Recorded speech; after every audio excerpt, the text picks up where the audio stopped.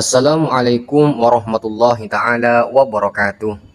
Bismillahirrahmanirrahim. Allahumma sholli ala sayyidina Muhammad. Dalam kehidupan keseharian kita sering mendengar ungkapan mencari berkah. Itu artinya bermaksud mencari kebaikan atau mencari tambahan kebaikan. Baik kebaikan berupa bertambahnya harta benda, rizki, atau panjang umur dalam keadaan sehat walafiat, bertambahnya ilmu pengetahuan, amal kebaikan, dan lain sebagainya. Allah Subhanahu wa Ta'ala menjamin seluruh rezeki seluruh makhluknya, baik yang beriman maupun kafir. Allah juga telah menetapkan makanan dan membagi kehidupan di antara makhluknya di atas muka bumi ini, dan membedakannya dalam beberapa sisi kehidupan, seperti harta benda, rezeki, pikiran, kreativitas, daya nalar, bertujuan agar sebagainya dapat berdaya untuk orang lain. Keberkahan Allah Subhanahu wa Ta'ala tidak hanya dijadikan untuk orang-orang yang beriman, bertakwa, dan beramal soleh, tetapi meliputi segala sisi kehidupan. Yuk ikuti ulasan ceramah dari Al-Habib Taufik bin Abdul Qadir Assegaf, Adai ilallah, dari kota Pasuruan, tentang bagaimana keberkahan itu dicabut dari muka bumi ini. Simak ulasannya berikut ini. Selamat menonton. Tema daripada majelis ini apa? Rahmatan lil alamin. Rahmatan lil alamin. Kita harus paham siapa rahmatan lil alamin dan apa itu rahmatan lil alamin. Rahmatan lil alamin itu adalah Muhammad bin Abdullah. Wa ma arsalnaka illa rahmatan lil alamin. Tidaklah aku mengutus engkau wahai Muhammad kecuali sebagai rahmat bagi seluruh alam.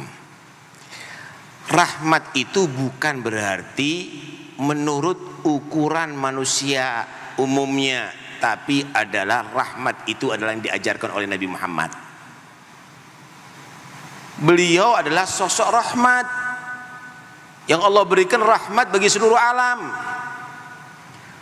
Karena itu dikatakan seluruh yang ada di Nabi itu adalah rahmat. Fakana aqwaluhu rahmah wa af'aluhu rahmah wa harakatuhu rahmah wa sakanatuhu rahmah wa awsafuhu wa syamailuhu rahmah faman hudhiya bi syai'in min rahmatihi fahuwa naji fid darain wal wasil fihi ma ila kulli mahbub. Karena itu dikatakan Nabi itu semuanya Allah jadikan rahmat. Ucapannya semuanya rahmat, perbuatannya rahmat, gerak-geriknya, diamnya rahmat, semua sifatnya rahmat. Siapa mengambil bagian daripada rahmatnya Nabi, dipastikan dia selamat dunia sampai akhirat. Siapa yang mendapatkan bagian rahmatnya Nabi, dipastikan dia akan mencapai segala cita-citanya dunia maupun akhirat. Jadi rahmat itu bukan pikirannya manusia biasa Muhammad bin Abdullah, bukan usahanya manusia biasa yang harus bersumber daripada Muhammad bin Abdullah sallallahu alaihi wasallam. Sallu ala habibikum Muhammad.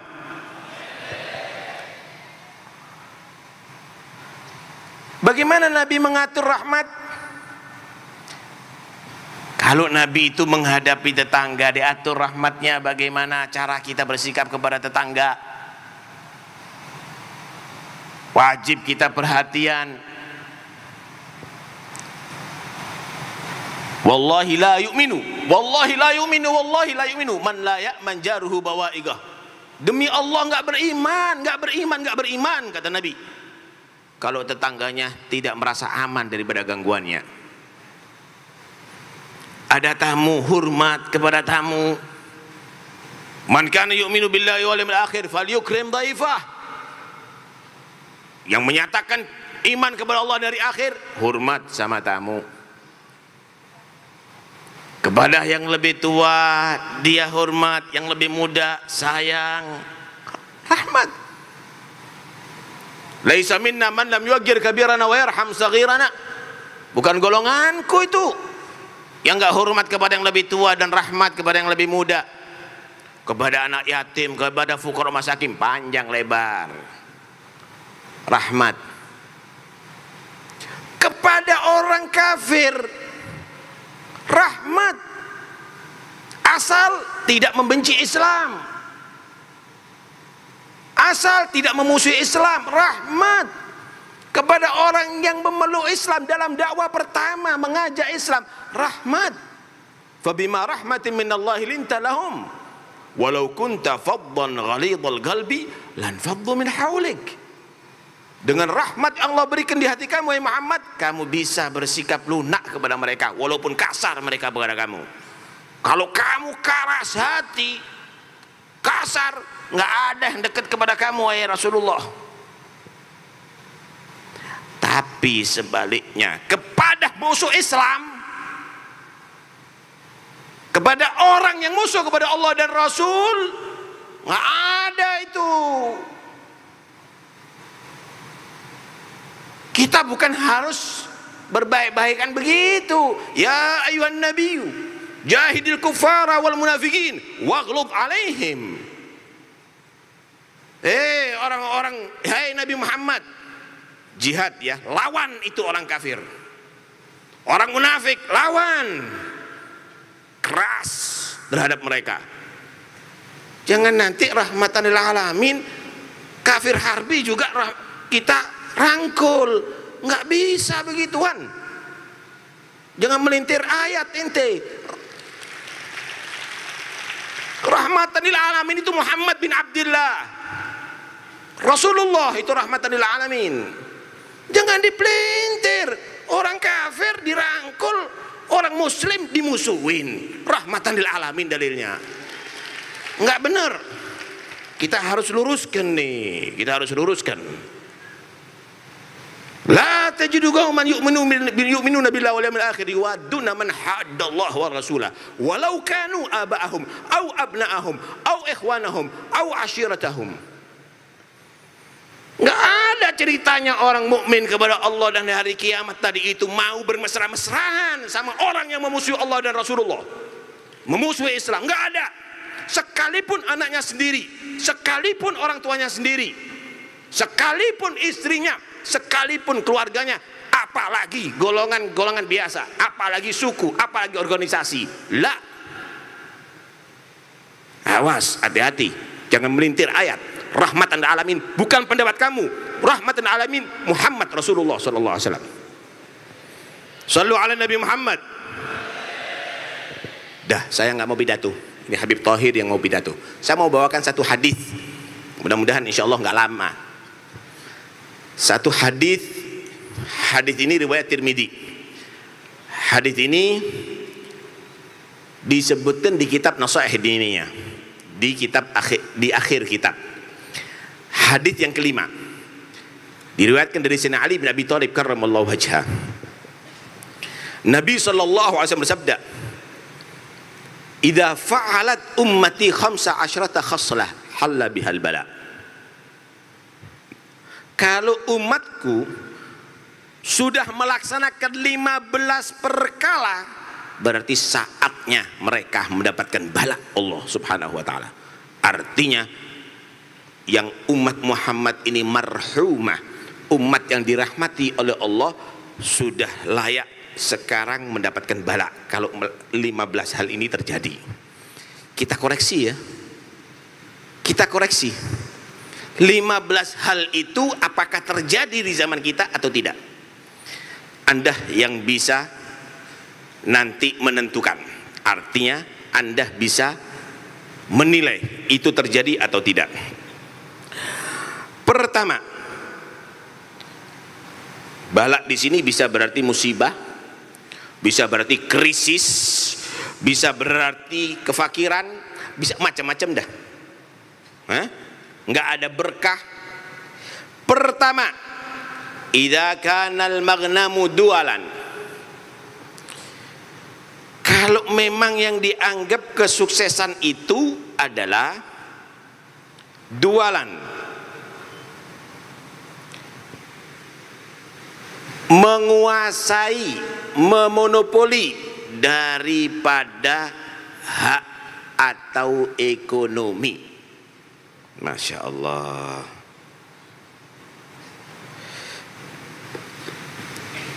Ini beras, ini kan kepentingan umum saudara. Gula kepentingan umum saudara. telur kepentingan umum, garam kepentingan umum, semuanya kepentingan umum, tapi dimonopoli oleh beberapa orang. Harus melalui beberapa orang. Padahal itu hak umat. Kalau perlu sekarang air yang untuk diminum sudah dimonopoli, saudara. Padahal hak umat. Kalau sudah kesuksesan menguasai daripada hak orang-orang lemah, hak masyarakat, hak mayoritas, maka itu adalah sudah saatnya turun bala. Dualan isim likulli ma yatadawal minal mal fayakunu li gaumin duna gaumin. Harta dikuasai oleh sebagian kelompok manusia, tidak merata. Terjadi kesenjangan sosial, saudara. Yang kaya semakin kaya, yang miskin semakin melarat, saudara. Yang pertama. Yang kedua, wal amanatu maghnaman. Amanat dianggap adalah satu keberuntungan. Wih. Kenapa? Cari caranya untuk mengkhianati. Mengkhianati, kalau bahasa sekarang korupsi, dianggap adalah satu kecerdasan. Hebat. Kalau sudah jadi menteri keuangan, kalau udah jadi orang yang kasih amanat bagian keuangan, wih, berhasil, sukses. Apalagi nggak ketara kalau korupsinya, hebat. Itu adalah sudah saat umat ini akan mendapatkan bala. Sehingga secara prosedural kita tidak melanggar, tapi udah dia makan harta rakyat. Itulah yang terjadi. Pertama, yang kedua. Yang ketiga, wa ata ar-rajulu zaujatah.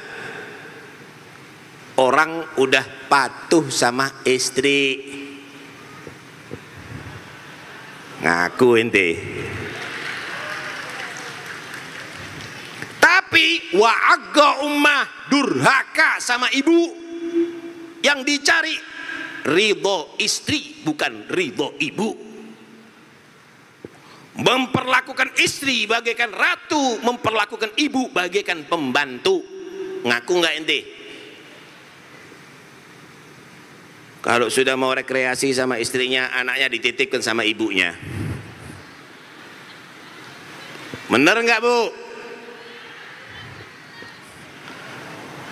Masya Allah. Ibu suruh masak, istrinya jangan, Dek, nanti tanganmu kasar.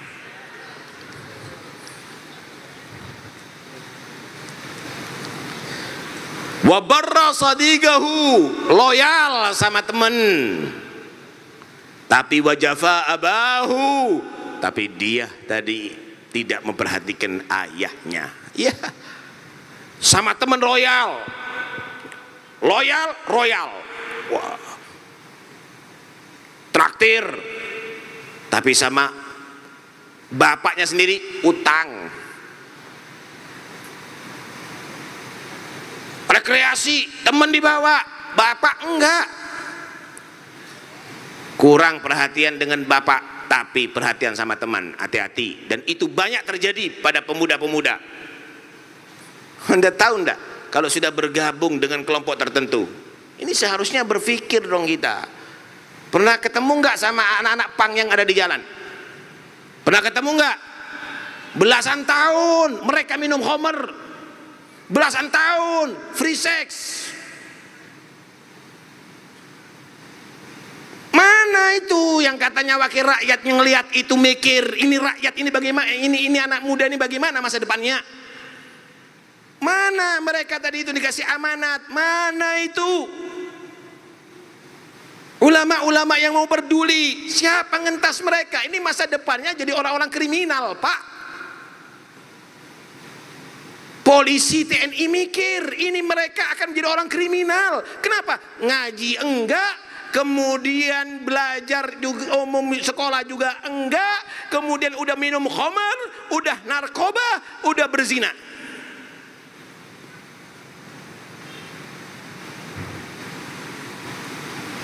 Kalau sudah begitu, nasihat siapapun nggak akan didengar. Inti panggil Habib yang paling ahli nasihat nggak didengar. Inti panggil kiai yang paling sepuh gak akan didengar. Kenapa? Wabarro sodigo, dia sudah siap loyal dengan temannya. Wajafa abah, bahkan ayahnya sendiri nggak akan nggak direken, saudara, nggak akan diperhatikan. Wartafatil aswat fil masajid, suara-suara keras ada di masjid. Ya.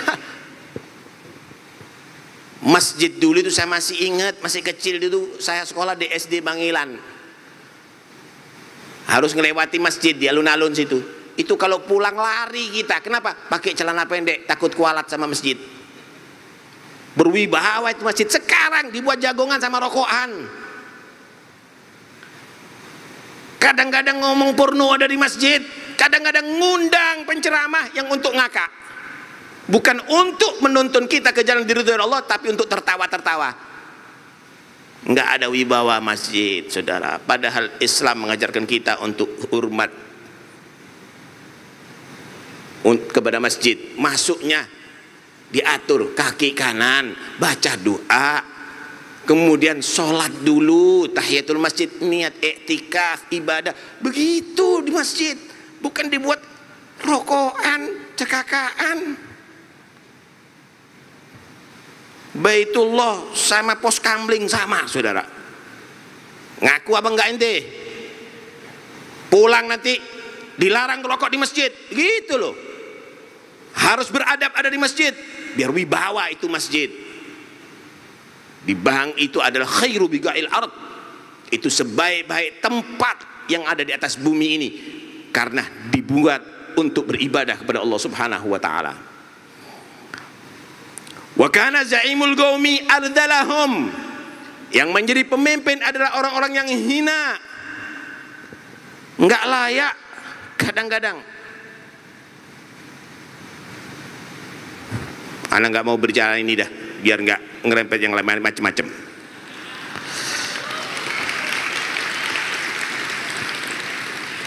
Wa ukrimar rajulu makhafata syarrih, orang dihormati karena takut akan kejahatannya. Kalau dulu hormat karena ilmunya, kalau dulu hormat karena ibadahnya, kalau dulu hormat karena akhlaknya, kalau dulu hormat karena kebaikannya. Tapi sekarang hormat kalau enggak, bisa dimasukkan penjara nanti, bisa dituntut kamu, bisa di itu dan ini nanti kamu. Manusia dihormati hanya karena takut kejahatannya. Wasyuribatil khamru, dan khamr diminum dengan terang-terangan di mana-mana. Yang jualan khamr itu bukan singitan, Pak. Di warung-warung jualan, pinggir masjid jualan, pinggir pondok kalau perlu jualan. Yang mabuk itu nggak malu sekarang, jadi bangga. Anak-anak muda yang mabuk itu jadi bangga. Tuh lihat, kalau Anda misalnya di perempatan, kadang-kadang yang ngamen, Anda lihat wajahnya itu. Kasihan mereka, masih muda jadi pecandu, saudara, pecandu pil, pecandu khamr kadang-kadang. Walau bisal harir, dipakai itu sutra untuk laki-laki terang-terangan, baik sutra 100% atau 50% ke atas, haram bagi laki-laki.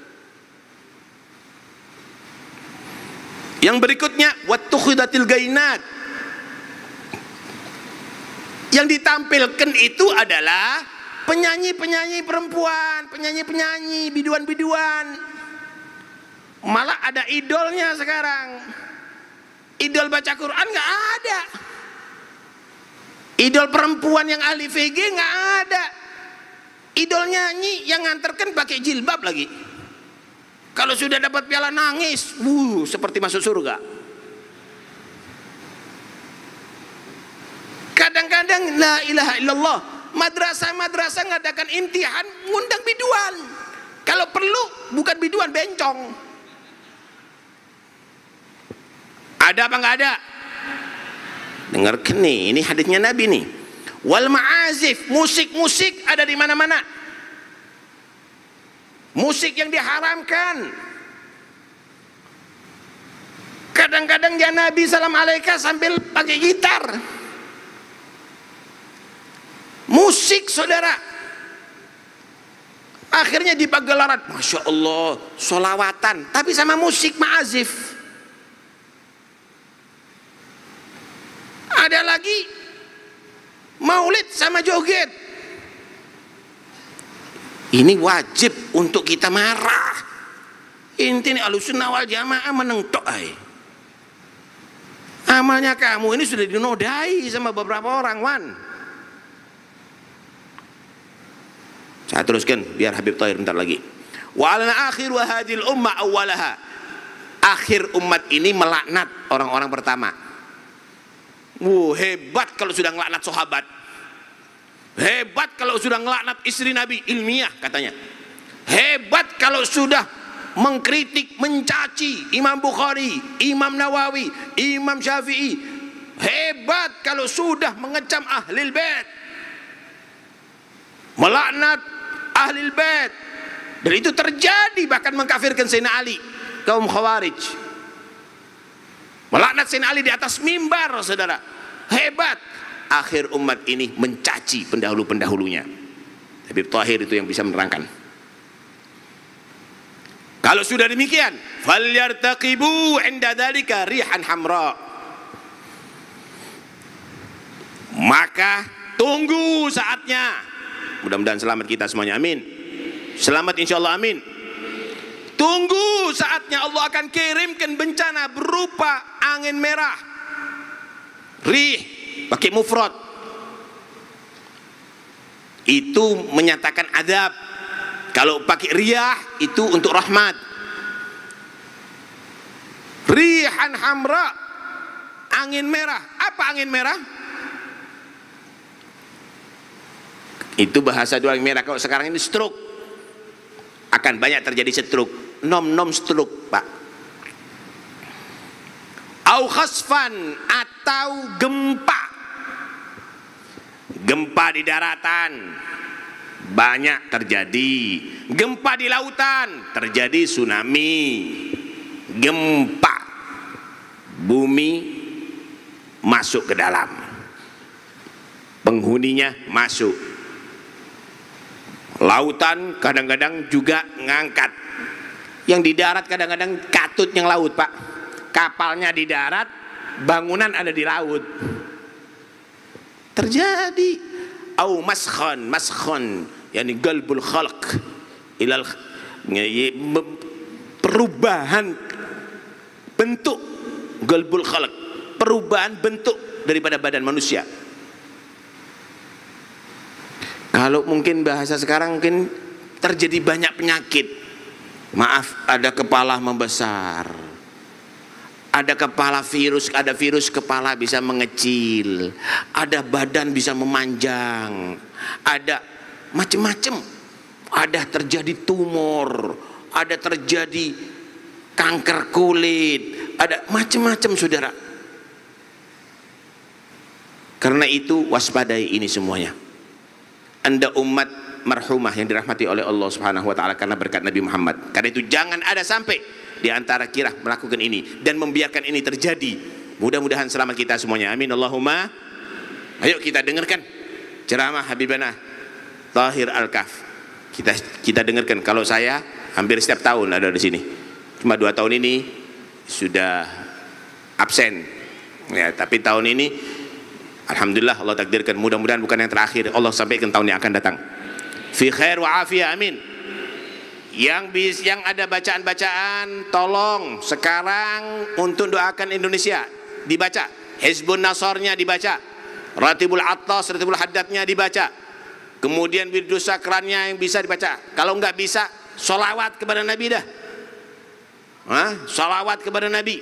Kalau nggak baca Bismillah la haula wala quwata illa billah kataballahu la aghlibanna ana wa rusuli innallaha qawiyyun aziz. Baca, doakan negeri ini selamat. Amin.